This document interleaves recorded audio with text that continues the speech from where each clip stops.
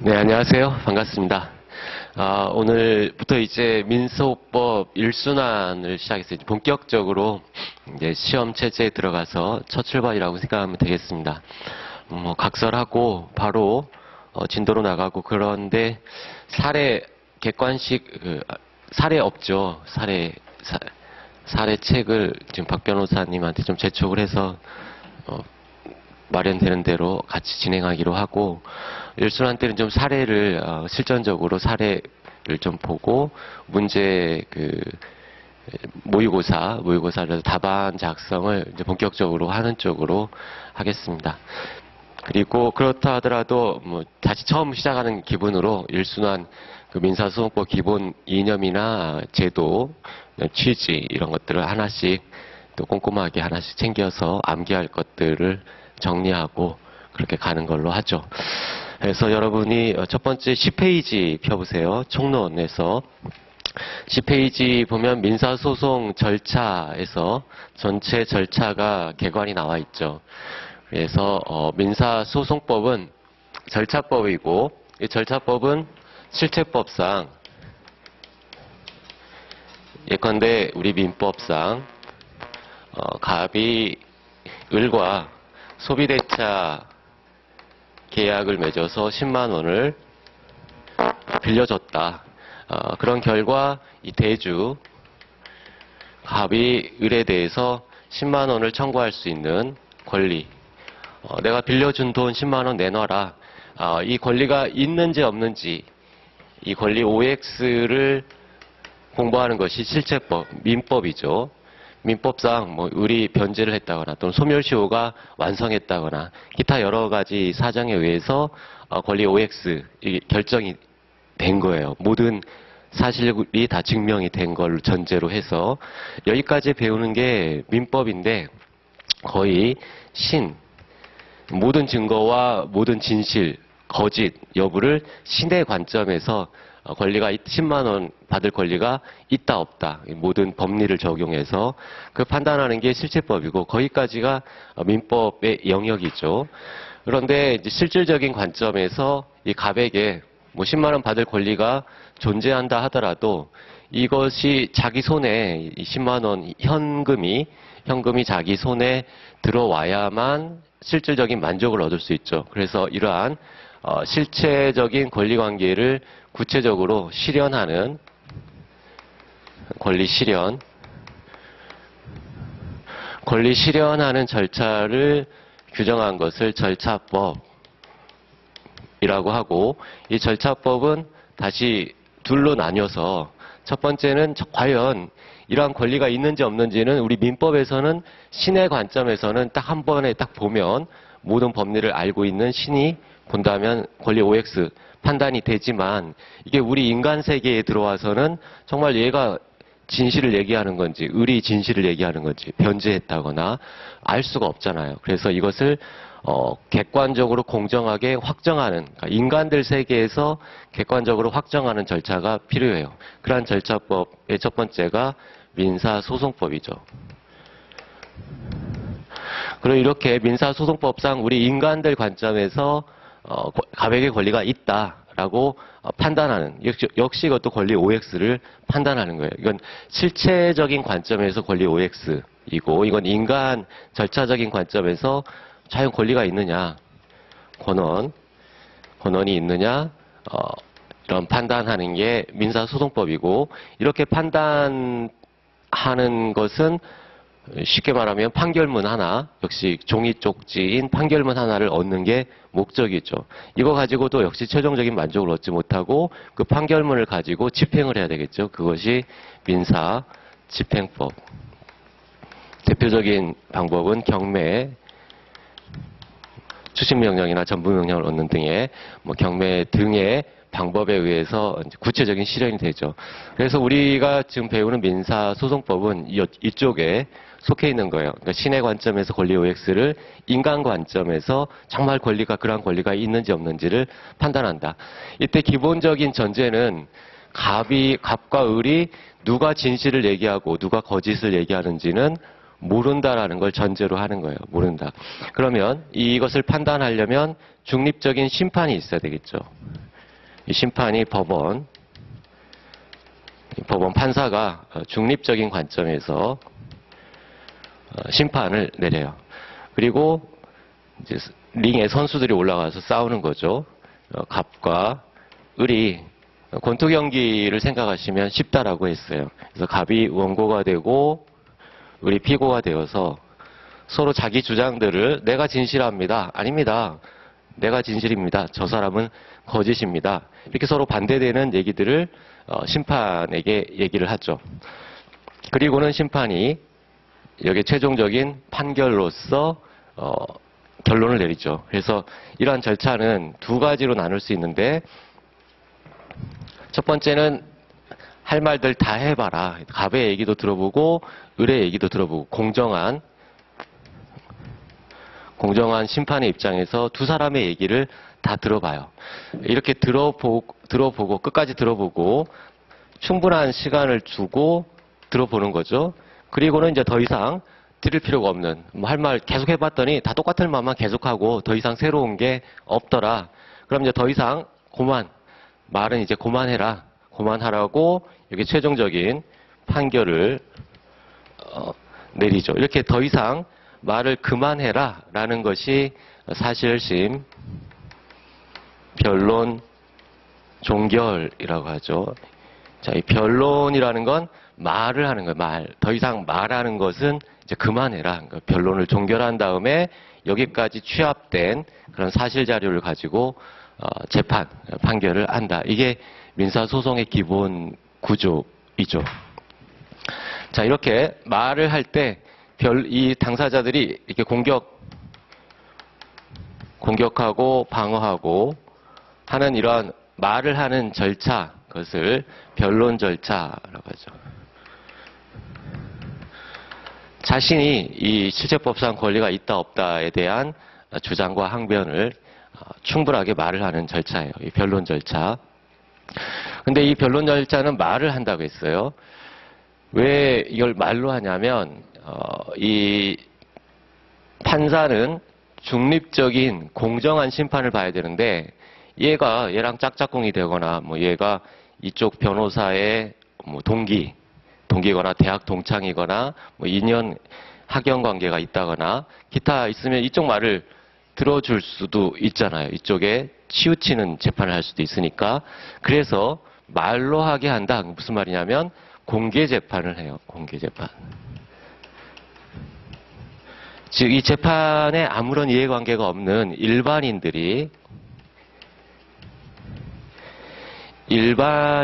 재판에 가서 보는 거예요. 갑의 얘기를 듣고 을의 얘기를 할 때 서로 짝짝꿍해서 몰래 밀실에서 하는 게 아니라 공개된 법정에서 얘기를 하니까 일반인이 갑 딱 보니까 을이 거짓말하네. 갑이 진실인데, 이렇게 하면 판사가 나중에 얘랑 짝짝꿍 돼서 갑한테 유리한 판결을 내리는데 아무래도 좀 주저하게 되겠죠. 이런 감시 기관들이 있으니까. 그래서 반드시 말로 해야 돼요. 공개 재판이라는 건 이 말이 변론이에요. 그래서 이 법정 밖에서 있었던 것들은 여기에서 별도로 말을 하지 않는 한 이 재판의 자료가 될 수가 없다. 재판 자료가 될 수가 없다. 그것이 변론주의의 가장 큰 핵심이죠. 이것은 공정한 재판을 일반 방청객의 심판, 감시 기능에 의해서 공정한 재판을 담보하기 위한 그러한 제도예요. 일단 이거 기본적인 그러한 원칙을 기억하고, 그런데 이것이 변론주의가 사실은 형해화가 되고 있죠. 그래서 서면으로 써가지고 서면대로 진술합니다. 이걸 말을 한 걸로 대체하는 거예요. 그러면 방청객 입장에서는 그 서면을 읽어볼 수가 없잖아요. 누가 진실한 얘기를 하는지를 사실은 이 공개 재판의 기능이 형해화되는 문제가 발생하죠. 원래는 말을 하고 얘도 다 들어보고 다 이해를 해야 되는데, 애들이 다 서면에 100페이지 되는 서면 쭉 읽고 서면대로 진술합니다. 딱 1초 동안 이 100페이지 진술을 컴퓨터처럼 한꺼번에 말을 한 것처럼 취급해버리는 거예요. 을도 이 서면을 이제 넘겨받았으니까 갑과 을, 법원에서는 이렇게 서면으로 서면대로 진술합니다라는 것이 별 문제가 없지만 원래 기본 취지인 일반인 관점에서는 이게 정말 공정한 재판인지 어떤지를 알 수가 없죠. 뭐 이거 좀 좋지는 않단 말이에요. 변론주의의 기본적인 원래의 취지를 살리기는 어렵다. 그럼 이러한 것은 잘못된 거냐? 그렇게 보기가 어려운 게 오늘날은 이런 재판의 내용이 굉장히 복잡하고 옛날에는 뭐 기껏해야 돈 몇 푼 빌려주고 뭐 그런 정도인데 지금은 굉장히 사건이 복잡하고 또 두 번째로는 국가가 이제 어느 정도 민주주의의 어떤 체계를 잡았기 때문에 이 심판이 이 법원이 특별히 이해를 막 이렇게 하고 하지는 않을 것이다. 어느 정도는 시스템이 형성되어 있다라는 거죠. 어떤 공정한 재판을 담보할 수 있는. 따라서 이렇게 변론주의가 형해화되는 문제가 있지만 어쩔 수 없다. 현실적인 어떤 필요성과 그리고 이 시스템이 어느 정도 객관적으로 공정하게 잡혀 있다라는 옛날의 봉건 시대나 뭐 군주 시대와 달리 민주주의 시대에서 이 심판이 충분한 자질과 어떤 공정성을 담보할 수 있는 자들이 법관이 되기 때문에 이 정도는 그냥 어쩔 수 없는 변형된 형태지만 어쩔 수 없는 걸로 봐요. 그래도 기본적인 취지가 남아있기 때문에 중요한 것은 이 법정에서 변론으로 현출된 것만 재판 자료가 된다. 이 변론 밖에서 존재하고 있는 것들은 여기 들어오지 않는 한 재판 자료로 삼을 수가 없다. 그게 변론 절차, 변론주의의 핵심이에요. 반드시 여기서 말을 해야만 어떠한 식으로든 형해화된 형식으로라도 말을 해야만 재판 자료가 된다. 그래서 민사소송법에 이 변론주의 이거 하나만 이게 왜 필요한지를 기억하는 것이 가장 기본이죠. 거기서 이제 나머지 것들이 출발이 되니까. 그때 그러면 이제 이렇게 사실심 변론 종결시까지 현출된 것들을 가지고 이걸 기초로 재판의 기초로 삼아서 판결을 하게 된다. 이 재판의 기초가 되는 자료, 변론 절차에서 얻은 자료만 재판 자료가 되는 거죠. 이걸 재판 자료라고 해요. 자, 이걸 얻기 위해서 변론 절차를 쭉 거친 거예요. 뭐 하루에 할 수도 있고 1회, 2회, 3회 그래서 연속적으로 할 수 있고 이 재판 자료는 둘로 나눠볼 수가 있다. 그래서 사실 자료와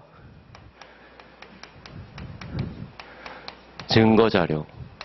사실 자료와 증거 자료를 재판 자료로 삼아서 최종적인 판결을 내린다. 사실 자료와 증거 자료. 근데 여기서 중요한 것은 이 사실과 증거는 구별된다라는 거예요. 사실과 증거는 구별된다. 즉, 갑이 법원에다가 내가 돈을 빌려준 적이 있습니다라는 대여 사실,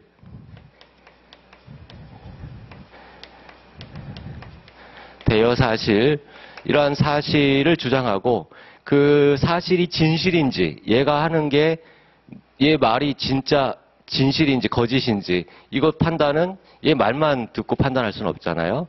그래서 이 사실이 진실한지를 뒷받침하는 사실을 뒷받침하는 자료를 증거. 그래서 사실 자료와 증거 자료는 명확히 구별된다. 먼저 사실 주장을 하고 그 사실을 뒷받침하는 증명 활동을 해서 증거로 뒷받침되어야만 이게 재판 자료가 돼서 결론을 얻는다. 그래서 이 증거 자료, 증거 조사 결과 얻은 이 증거 자료와 사실 자료 명확히 구별되기 때문에 증거만 있고 머리는 없는 거예요. 뭐 이거 증거 쉽게 말하면 몸통만 있고 이 몸통이 뭐 누구의 머리인지 이 머리가 없다. 그러면 그 재판 자료로 삼을 수가 없다는 얘기예요. 이 어떤 명칭이 있고 그걸 뒷받침하는 몸통이 있어야 두 개가 합쳐져서 재판 자료가 되는 거지. 이 증거만 있고 그 증거 왜 이런 증거를 제출해서 증명 활동을 했는지에 대한 목적, 이 사실이 없으면 재판 자료가 될 수가 없다. 그걸 재판의 기초로 삼을 수가 없다. 이것을 사실 자료와 증거 자료는 준별된다. 완전히 엄격하게 구별되는 개념이다. 라는 중요한 민사소송법의 변론 절차와 관련된 중요한 내용이 나오죠. 자, 여기까지가 일단은 기본. 우리가 변론주의라는 게 뭐냐? 변론은 말을 통해서 공정한 재판을 확보하기 위한 어떤 소송의 하나의 기술이다. 그리고 변론 절차, 변론주의와 관련해서 변론 절차와 관련해서 얻은 자료를 재판의 기초로 삼아서 재판을 한다. 거기까지. 그리고 이게 가장 중요하죠. 당사자가 말할 수 있는, 증거를 수집할 수 있는 게 사실심, 변론적 결시까지다. 권리관계는 변하잖아요. 변제하는 것들은 뭐 뒤에도 권리관계가 바뀔 수 있단 말이에요. 그런데 어떤 판결의 공정성은 이 당시 여기까지 수집을 했으니까 사실심, 변론적 결시까지 취득한 자료만 가지고 재판을 하기 때문에 이 재판이 진실하냐, 이 객관적인 권리관계에 부합하느냐, 이 재판 판결 결과가 부합하느냐, 그것은 사실심 변론적 결시까지의 진실성만 담보하는 것이지 사실심 변론적 결 이후의 사정을 담보하지는 않아요. 그것이 기판력의 표준시와도 연결되는 거죠. 이 판결의 기준 시점은 사실심 변론적 결시까지다. 그때까지 말을 들어봤으니까 그 이후에는 말을 듣지 않았단 말이에요. 그러니까 이 내용 중요하고. 그러면 구체적으로 이런 수단을 통해서 목적은 되도록이면 신의 관점에서 바라보는 이것을 얻는 게 목적이에요. 되도록이면. 그러나 민사소송법의 이상은 형사소송법과 달리 이 예의 이상은, 우리 민사소송법의 이상은 실체 진실 발견의 목적이 있지 않아요. 형사소송과 다르죠. 형사소송은 진범을 처벌해야 돼, 진범. 엉뚱하게 100명 중에서 99명은 진범, 정확하게 신의 관점에서 보는 실제 범인과 인간들이 제가 범인이야 라고 하는 것이 일치해야 돼요. 일치. 그래서 되도록이면 실체 진실을 발견하는데 초점을 한 명이라도 억울한 사람을 처벌해서는 안 된단 말이에요. 그러나 민사소송은 그렇지 않다는 얘기예요. 일단 우리는 신의 관점에서의 권리 OX와 인간 관점에서의 권리 OX는 다르다라고 전제하고 들어가요. 민사소송에서는. 민사소송의 이상은 실체 진실 발견에 있지 않고 두 사람에게 대등한 공정한 기회를 주는 거예요. 공정한 말을 할 수 있는 기회. 공정한 절차만 공정하면 너 충분히 할 말하고 너 할 말하고 너와 너는 얘는 얘가 모자란 애고 얘는 똑똑한 애고 그게 아니에요. 당사자는 대등하다라는 걸 전제로 해요. 대등하니까 너희들 얘기를 내가 충분히 들으면 충분히 듣고 하는 판결은 정당하다. 절차 보장이죠. 말을 할 수 있는 절차만 보장해주면, 공정한 절차만 보장해주면 민사소송이 인간으로서, 이 법관은 인간이잖아요. 인간으로서 할 건 다 한 거고 이러한 판결은 정당하다. 모든 공정하게 이루어졌기 때문에 설사 이 판결 결과가 실체법상, 실체 진실이죠. 실체법상의 권리가 없는 자에게 판결문을 준다 하더라도 그런 판결은 정당하다. 왜냐하면 충분한 말을 할 기회를 줬으니까. 그래, 이게 민사소송의 이상이에요. 형사소송과는 차이가 있다. 그래서 뭐 결론적으로 실체법상은 권리가 있는데 이 소송법상 패소 판결이 확정되면 권리는 있지만 그 권리를 실현시킬 수가 없게 되는 결과가 되죠. 그런 것들을 자연채무라고 이야기를 하잖아요. 어쨌든 실체관계와 절차관계가 달라진다 하더라도 그건 우리 민사소송법에서 아무 문제가 되지 않는다. 원칙적으로는. 물론 문제가 될 수는 있죠. 그래서 그걸 되도록이면 그 갭을 메꾸는 보완책이 필요하긴 한데 기본적으로는 그 지향하는 바가 다르다라고 전제하고 구체적인 이제 소송 절차를 보면 자 그러한 삼각관계 링에 세 사람이 올라가는 거죠. 원고, 피고 그리고 판사 세 사람이 올라가는 구조를 보면 첫 번째는 이제 원고가 소장을 제출하죠. 소재기. 원고가 소장에 자, 반드시 서면의 형식으로 서면에 의한 소장을 제출하는데 여기에는 원고 김 누구누구가 있어요. 그리고 거기에 적기를 피고 오 누구누구 그리고 청구 취지 청구 원인. 자, 이 청구라는 말은 실제법상의 권리라고 생각하시면 돼요. 실제법상 10만 원 받을 권리, 10만 원 받을 권리가 어떤 내용인지, 취지, 그리고 그것이 어떠한 원인으로 발생한 것인지, 법률상 원인, 소비대차 계약을 체결했다거나 또는 불법행위를 당해서 치료비가 10만 원이 나왔다거나 하는 청구 원인. 그리고 뒤에 무슨 법원, 서울중앙지방법원, 귀중에서 법원을 여기다 쓰죠. 소장에 있는 내용은 크게 보면 당사자, 원피고인 당사자가 있고 그리고 법원이 있어요. 이 사건을 담당하는 법원. 그리고 청구 취지와 청구 원인이 있죠. 왜 이런 소송을 하는지에 대한 이 목적이죠. 목적, 소송의 목적. 그래서 이 소장에는 당사자와 법원, 이게 소송의 주체, 3주체, 원고, 피고, 법원.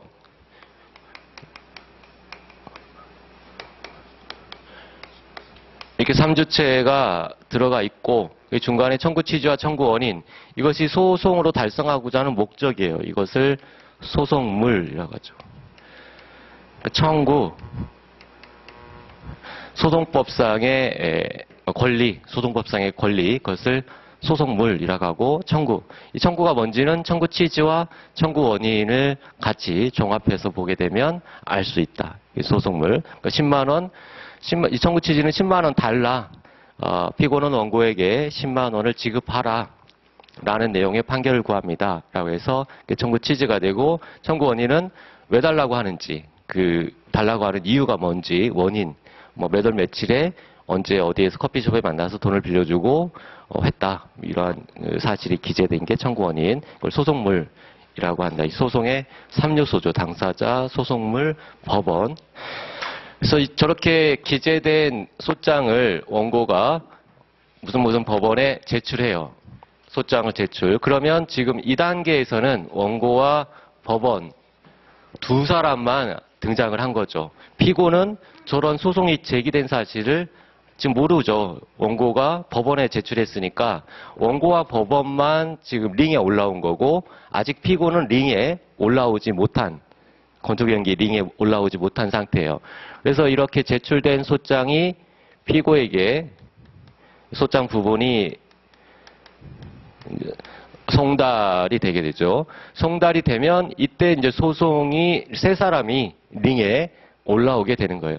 이게 피고에게 소장 부분이 송달된 때 이게 소송, 이제 그때부터 본격적인 게임이 시작됐다는 얘기예요. 게임이 시작된 소송 계속이라고 하죠. 소장을 제출하고 소장 부분이 피고에게 송달되면 삼각관계, 세 명이 모두 링에 올라온 소송 계속 관계가 된다. 이때부터 게임 시작이에요.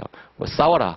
싸워라. 피고, 법원은 심판을 보면서 할 말 있으면 서로 이제 펀치를 날리는 거죠. 첫 번째 펀치를 날리는 것은 이제 피고가 소장 부분을 송달받은 날로부터 30일 내에 답변서 제출을 해야 돼요. 30일 내에 답변서.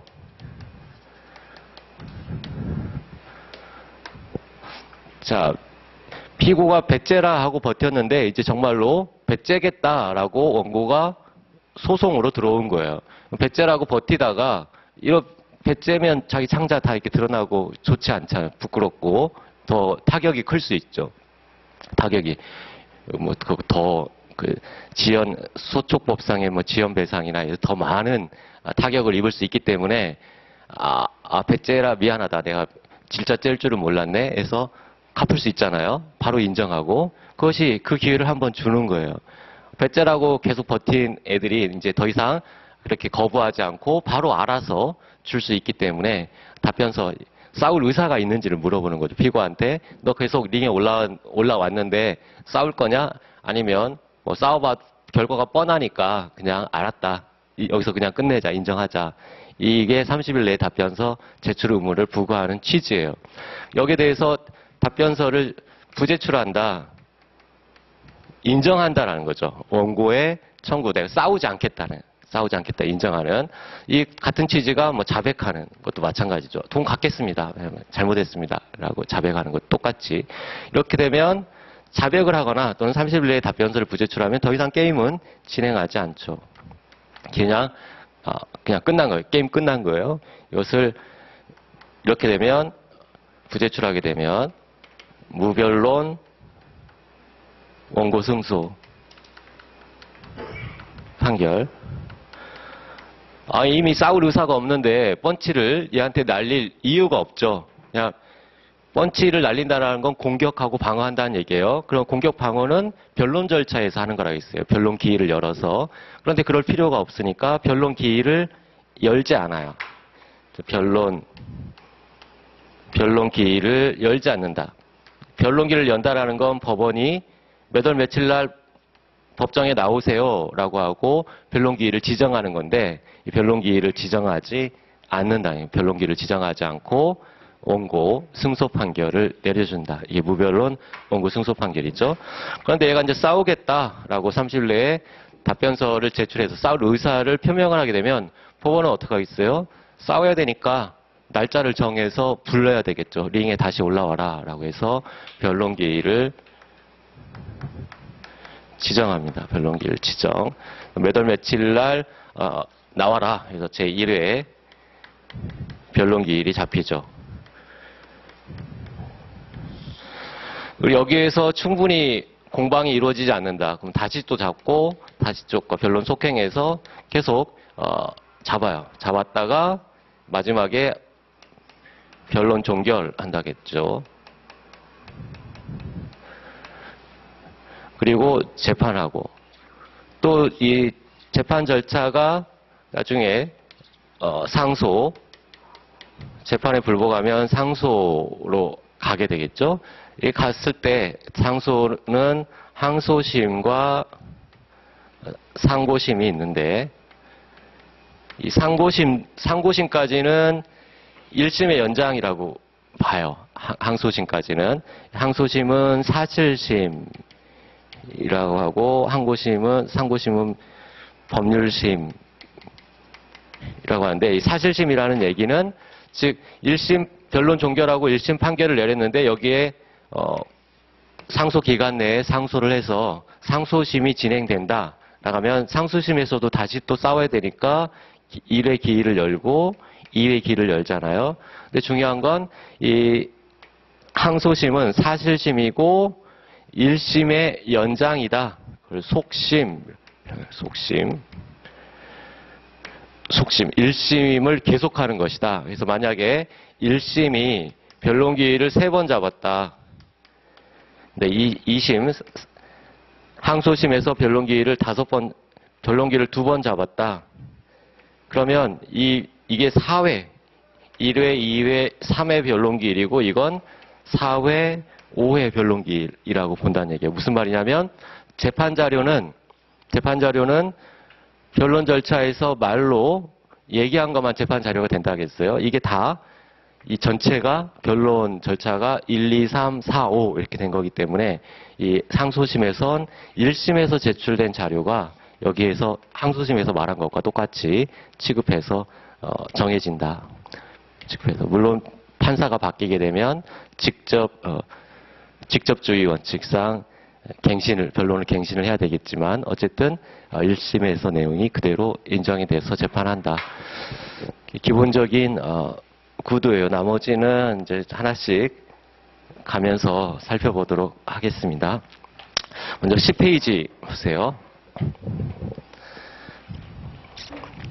민사소송의 의, 특별한 내용이 없죠. 첫째 줄, 분쟁을 개인의 권리 의무를 확정 보호 실현하는 제도이다. 뭐 특별한 내용은 없고, 그다음에 제2절에서 민사소송 절차를 봅시다. 민사소송은 가압류 가처분 그리고 판결 집행 절차로 나와 있다. 그래서 가압류 가처분을 보전 절차라고 하죠. 나중에 민사 집행을 해서 최종적인 경매로 넘어갈 때까지는 시간이 많이 걸리잖아요. 소송을 통하고 집행을 해야 되니까. 그런데 나중에 경매하려고 봤더니 채무자가 재산을 다 빼돌려서 채무자 재산, 책임 재산이 없어질 수 있잖아요. 그럼 그런 것은 사실 쓸데없는 행위만 한 것에 불과하기 때문에 미리 보전하는 절차, 집행을 미리 보전하는 가압류 가처분 절차를 일단 실행을 한 다음에 소송을 하는 게 일반적이죠.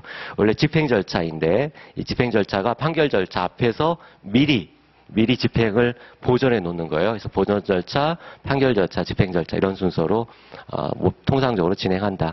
그래서 첫 번째는 분쟁 발생, 서로 배째라 싸우고 있다. 두 번째는 그에 대해서 이제 본격적인 소장을 제출한다. 소장 둘째 줄에 보세요. 소장이 제출됨으로써 소가 개시된다. 아직 소송 계속은 없어요. 소송 계속은 없으나 일단 소가 개시돼서 소장에는 당사자와 청구 취지, 청구 원인, 그리고 법원 이 세 개가 있다. 그러니까 청구 취지와 청구 원인 이것이 소송물을 결정하는 요소라고 했죠.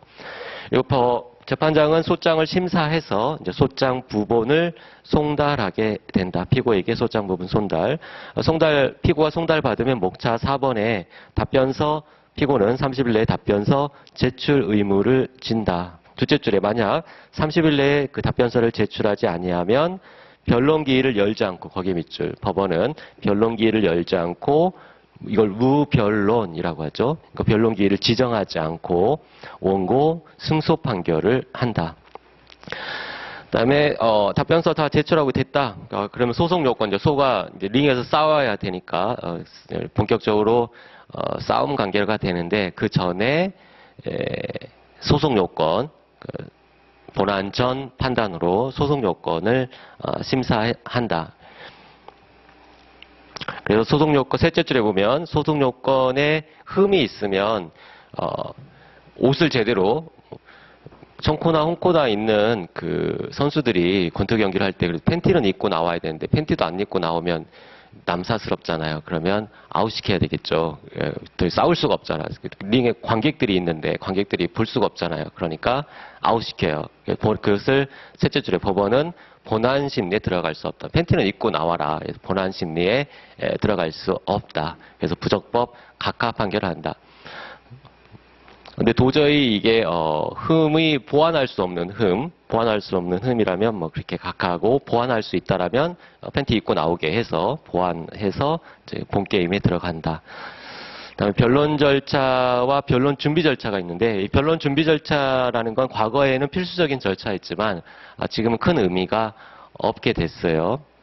그래서 가볍게 보면 첫째 줄 11페이지 첫째 줄 법원은 소송 요건이 모두 구비되어 있다고 판단되는 경우 본안 심리에 들어가게 되는데 사건 쟁점이 무엇인지를 정리하기 위하여 필요한 경우에는 서면 공방 거기에 밑줄 그리고 변론 준비기일 거기에 밑줄 두 가지가 변론 준비 절차라고 볼 수 있는데 서면 공방과 변론 준비기일이라는 변론 준비 절차에 붙일 수 있다. 임의적 절차라고 돼 있죠. 이거 변론을 준비하는 거니까 공개 법정에서 방청객이 듣는 게 아니에요. 준비하는 것에 불과하죠. 쟁점을 정리하기 위해서. 근데 뭐 이거 거의 이제 이게 더 오히려 재판을 지연한다라고 해서 임의적 절차로 바꿔서 거의 인정하지 않고 있는데 중요한 것은 변론 법정에서 법정이 있고 법정 밖에서 서로 서면을 주고받아요. 서면을 서로 주고받는다. 우리 여기까지만 봐도 법정 밖에서 주고받는 서면을 봤죠. 첫 번째 원고가 법정 밖에서 지금 서로 주고받은 서면이 뭐가 있어요? 소장이 있잖아요. 소장을 법원에다가 제출했고 그 법원에서 소장 부본이 피고한테 송달됐잖아요. 이게 법정에서 지금 나온 게 아니잖아요. 법정 밖에서 돈 얼마를 갚아라 어쩌고저쩌고 하는 내용, 이 사실 주장이 법정 밖에서 서면으로 좀 주고받은 거예요. 이 소장. 또 피고 측에서 제출한 답변서, 이 답변서도 법원에다가 제출했고 법원 밖에서, 그러니까 공개된 법정이 아니라 그 법정 밖에서 법원에다 제출했고 그것이 원고에게 도달했어요. 원고에게. 소장과 답변서. 이건 변론에서 서로 얘기한 게 아니라 변론 밖에서, 즉 공개된 법정 밖에서 서로 주고받은 서면이에요. 자, 이 서면 이 자체만으로는 재판 자료가 될 수 없다라고 했어요. 이것이 공개 법정에서 방청객이 바라보고 있는 공개 법정에서 법원에다가 얘기를 해야, 말을 해야만 재판 자료가 되는 거예요. 그래서 소장이나 이런 그 피고의 답변서, 이건 법원 밖에서 주고받은 서면이기 때문에 이건 재판 자료가 아니고 이걸 뭐라고 하냐면 준비서면. 자, 준비서면이라는 이제 개념을 하나 봤어요. 법정 밖에서 서로 주고받는 것들은 준비서면이라고 하고 이 준비서면만 가지고는 재판 자료가 되지 않는다. 저런 준비서면이 공개된 법정에서 말을 통해서 변론에 현출되어야만 재판 자료가 된다. 그래서 이제 처음에 제1회 변론기일이 잡히면 원고는 소장에 기재된 대로 진술합니다. 라고 얘기를 변론에서 말을 하죠. 피고도 답변서대로 진술합니다. 라고 말을 해야 재판 자료가 된다. 이게 대표적인 준비서면이에요. 따라서 변론 준비 절차라는 것이 지금 별로 크게 의미가 없지만 이 개념은 중요해요. 준비서면. 이 변론을 준비하는 서면이다. 이 준비서면의 개념. 그래서 명칭이 여기 뭐 준비서면 이렇게 써 있어도 뭐 당연히 준비서면이지만 이 명칭이 준비서면이 아니라 하더라도 어떠한 것들이 다 준비서면이 될 수 있다는 얘기예요. 공개 법정이 아닌 상태에서 주고받은 서면들은 다 준비서면이 될 수 있다. 그리고 준비서면이 되는 것들은 그것만으로 재판 자료가 되는 건 아니고 공개 법정에서 변론에 현출되어야만 한다. 그 다음에 변론 절차, 이제 본격적으로 링에서 본 게임을 하는 거죠. 각자 사실을 주장하죠. 그 사실의 주장 단계. 그 주장된 사실, 믿을 수가 없잖아요. 그 주장한 사실을 증거를 통해서 증명을 해야 되죠. 그것이 나로 연결되죠. 증거 조사, 사실의 주장과 주장된 사실에 대한 증명 활동인 증거 조사 단계로 간다. 그 사실의 주장 단계 그 부분만 좀 보도록 합시다. 피고가 답변서를 제출하면 원칙적으로 변론 절차에 들어가게 된다. 그리고 변론 준비 절차는 말 그대로 공개 법정이 아닌 그 판사실 같은 데서 하는 그런 경우인데 그런 경우가 아니라면, 그러니까 일반적인 경우라면 둘째 줄에 재판장은 공개된 법정, 거기에 밑줄, 공개된 법정에서 변론을 열기 위해서 말을 할 수 있게 하기 위해서 변론기일을 지정, 거기에 밑줄, 변론기일을 지정해서 기일 통지를 보내서 링으로 올려 보내죠. 원피고 양쪽을 부르고 변론기일에 원고는 소장에 기재된 청구 취지에 기하여 일정한 내용의 판결을 구하고 소장의 밑줄, 판결을 구하고 거기에 밑줄, 즉 소장을 진술하는 거예요. 소장을 진술해야 이제 변론에 현출되는 거라겠어요. 이 소장 그 전까지는 준비서면에 불과하다고 했죠. 그래서 소장 진술을 하고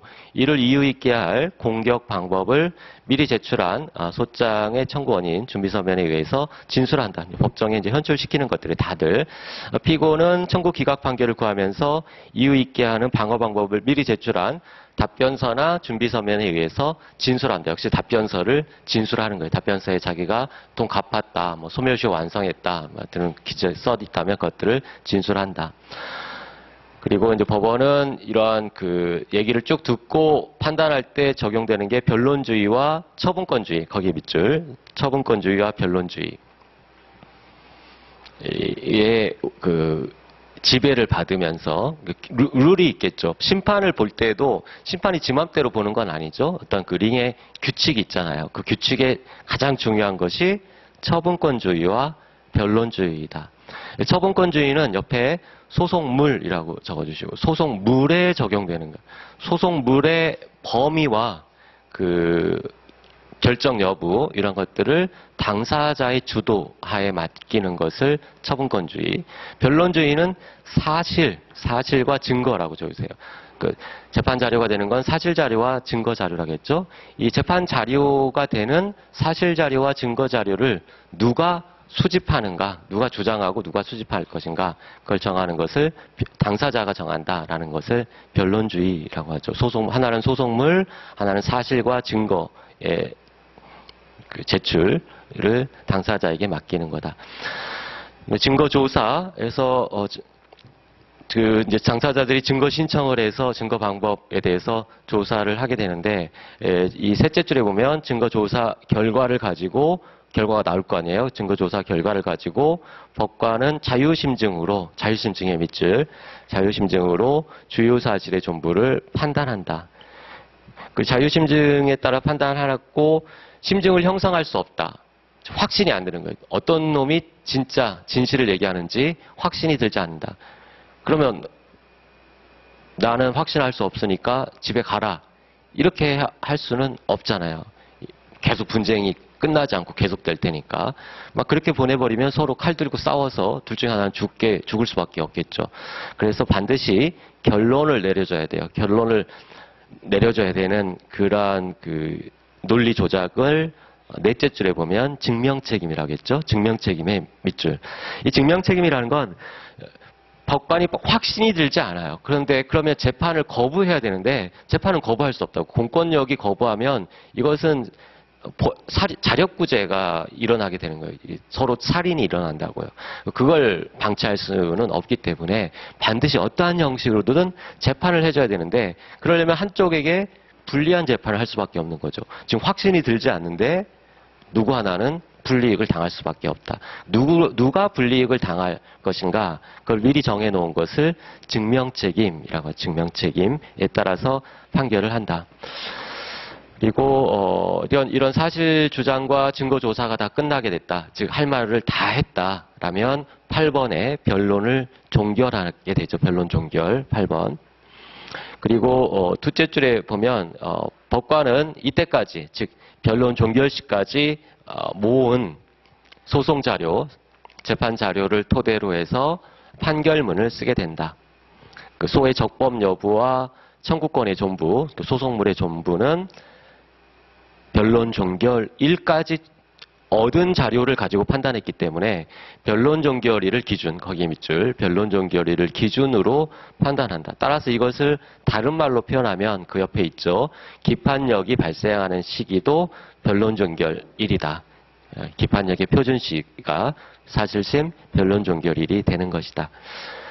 판결의 선고, 법원은 판결의 선고라는 형태로 최종 결론을 내린다. 만약 소송 요건 흠결이라면 부적법 각하 판결을 하게 되고, 그 소송 요건은 갖추었으나 원고가 주장하는 청구가 인정될 수 없다라면 원고 패소 판결, 청구 기각 판결한다. 원고의 청구를 기각한다. 소송 요건도 갖추었고 권리도 인정될 수 있다면 원고 승소 판결, 즉 원고의 청구를 인용하는 판결을 하는데, 청구 취지에 원고가 적은 대로 이행하라라는 판결을 한다. 불복 절차, 상소 절차죠. 1심에서 패소한 당사자는 항소라고 하죠. 1심에 불복하는 게 항소, 2심에 불복하는 게 상고, 판결에 대한 불복, 항소로 불복하게 된다.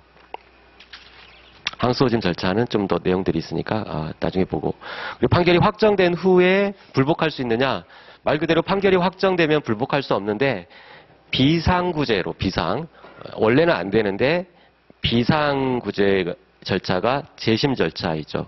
이때 재심 절차는 밑에서 둘째 줄 재심 사유에, 거기에 밑줄, 재심 사유가 있을 때에만, 비상 절차이기 때문에 원래 원칙적으로 인정하지 않고 재심 사유가 있을 때에만 가능하다. 그 정도. 그리고 다른 소송과의 관계에서 형사소송과의 관계 봅시다. 자,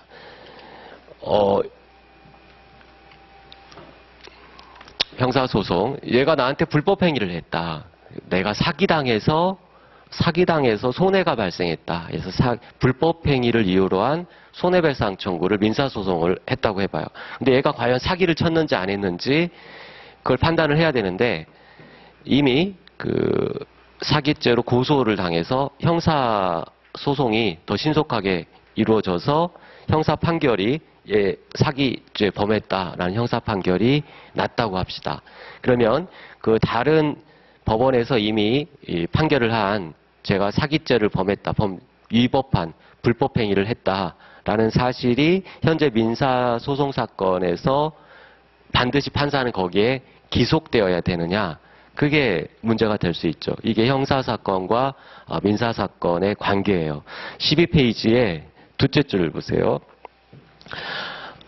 두째 줄 보기 첫째 줄에 보면 직권주의에 의한다. 그러니까 형사소송, 직권주의 거기에 밑줄. 형사소송은 뭐가 목적이라고 했죠? 실체 진실을 발견하는 게 목적이었어요. 당사자한테 맡겨놓으면 싸우기 싫은 놈은 그냥 죽겠습니다. 자백하고 뭐 한단 말이에요. 이게 이렇게 되면 안 돼요. 그래서 법원이 주도해서 실체 진실을 발견하죠.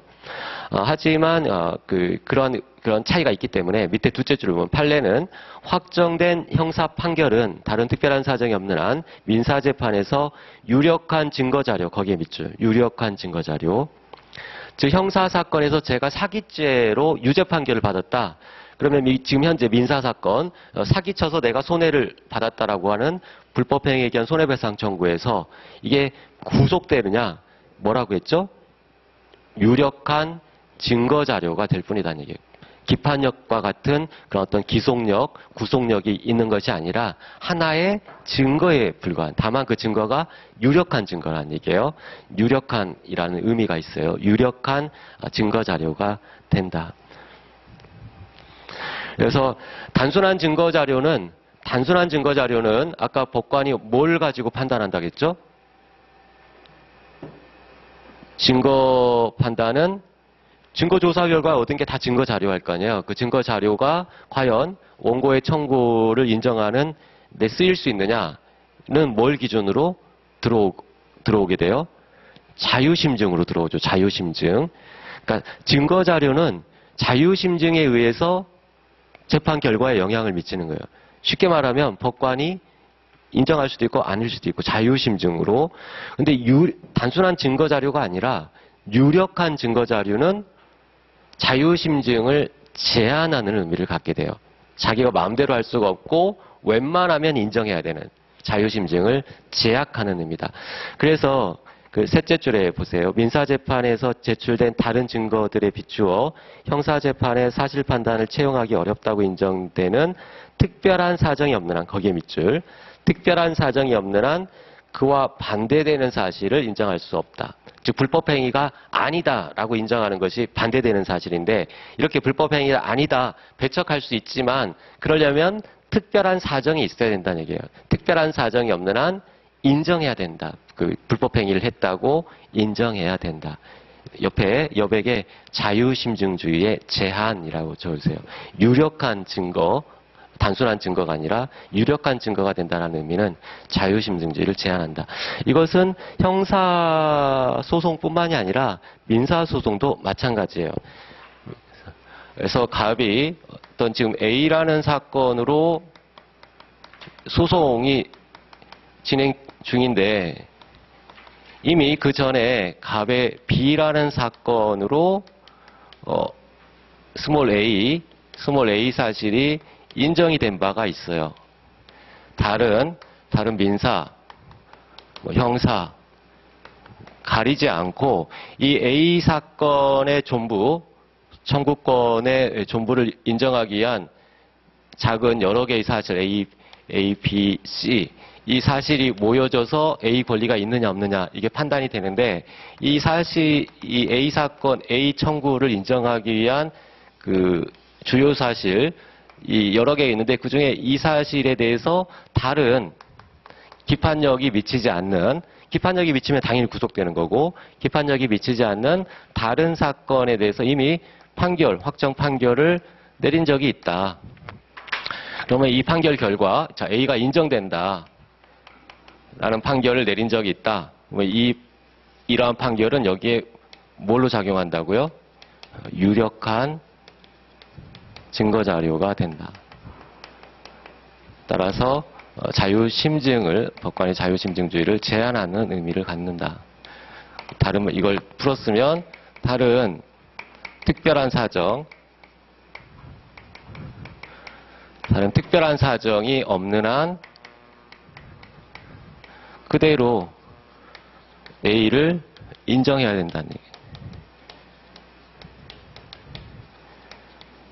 그대로 A를 인정해야 된다. 물론 기판력이 미치면 당연히 구속되는 거예요. 기판력은 당연히 구속되는 거니까. 기판력이 미치지 않는 걸 전제로 하는 개념이고, 행정소송과 가사소송 뭐 이렇게 중요하지 않으니까 그냥 가볍게 보시면 되고, 비송은 잠시 쉬었다가 이어보도록 하겠습니다.